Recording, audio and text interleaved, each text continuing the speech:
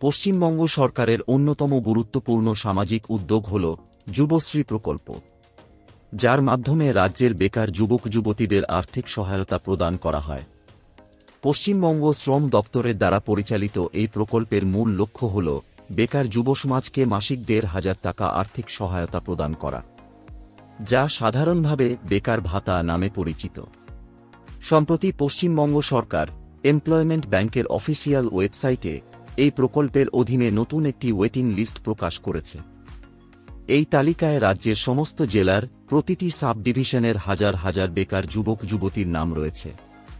এই তালিকায় প্রায় ২০,০০০ নতুন আবেদনকারীকে অন্তর্ভুক্ত করা হয়েছে, যারা সরকারি নিয়ম অনুযায়ী যুবশ্রী প্রকল্পের আওতায় ভাতা পাওয়ার উপযুক্ত বলে বিবেচিত।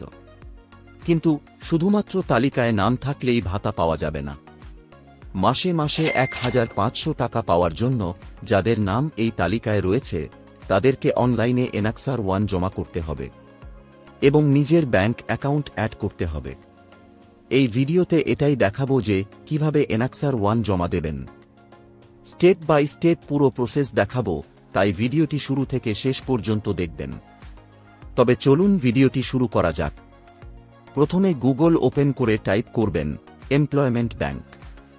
তারপর সার্চ করবেন। সার্চ রেজাল্টে প্রথমে যে লিঙ্কটি আসবে সেই লিঙ্কে ক্লিক করবেন। লিঙ্কে ক্লিক করার সঙ্গে সঙ্গে অফিসিয়াল ওয়েবসাইট ওপেন হয়ে যাবে। এছাড়া এই পোর্টালের লিঙ্ক ভিডিও ডিসক্রিপশনে দেওয়া আছে, লিঙ্কে ক্লিক করে ডাইরেক্ট এই পোর্টালে আসতে পারবেন। পোর্টালে আসার পর নিচের দিকে একটু স্ক্রল করবেন। তারপর view Yuvashree new waiting list অপশনে ক্লিক করবেন। ক্লিক করার পর পিডিএফ পেজ ওপেন হবে। এই লিস্টে নিজের নাম চেক করবেন। যদি এই লিস্টে আপনার নাম থাকে তাহলে হোম পেজে এসে সাবমিট এনএক্সার 1 অপশনে ক্লিক করবেন। ক্লিক করার পর এই রকম ইন্টারফেস আসবে। এখানে আপনার এনরোলমেন্ট নাম্বার এন্ট্রি করবেন এবং এখানে পাসওয়ার্ড এন্ট্রি করবেন।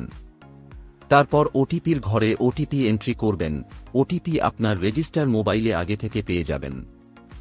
ওটিপি এন্ট্রি করার পর ক্যাপচা বক্সে ক্যাপচা এন্ট্রি করবেন। তারপর সাবমিট অপশনে ক্লিক করবেন।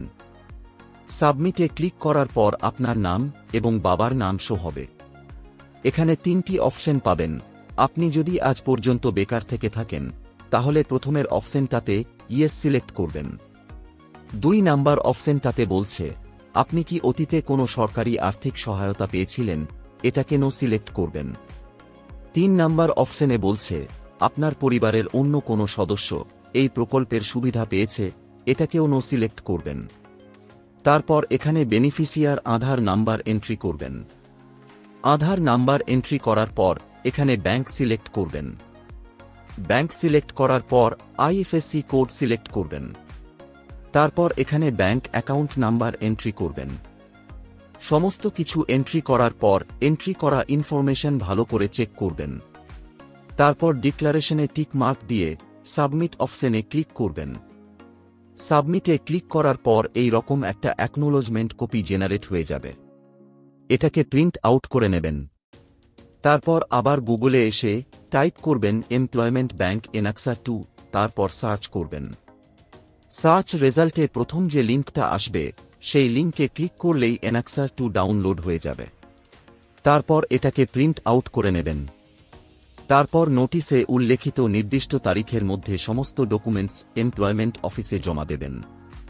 আশা করি এই ভিডিওটির মাধ্যমে আপনাদের যুবশ্রী প্রকল্পে প্রতি মাসে ভাতা পাওয়ার জন্য এনএক্সার 1 সাবমিট করার অনলাইন পদ্ধতি স্টেপ বাই স্টেপ বোঝাতে পেরেছি। যদি আপনারা আরও কিছু জানতে চান বা কোনো প্রশ্ন থাকে তাহলে নিচে কমেন্ট বক্সে কমেন্ট করতে ভুলবেন না। ভিডিওটি যদি ভালো লেগে থাকে তাহলে লাইক, শেয়ার এবং চ্যানেলকে সাবস্ক্রাইব করতে ভুলবেন না। এই ভিডিওটি এতক্ষণ দেখার জন্য আপনাকে অসংখ্য ধন্যবাদ।